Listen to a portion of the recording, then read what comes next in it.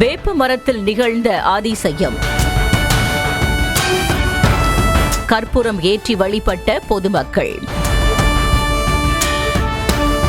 வாங்க விரிவா பார்க்கலாம்.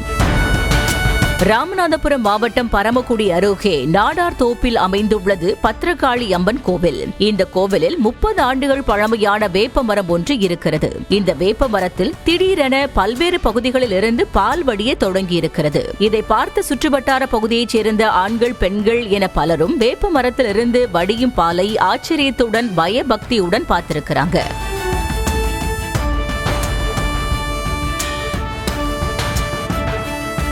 இதன் பின் வேப்ப மரத்திலிருந்து வடிகிற பால பருகியும் வேப்ப மரத்திற்கு பட்டு புடவை, மாலை அணிவித்து கற்பூரம் ஏற்றி கூட்டமாக வழிபட்டிருக்கிறாங்க.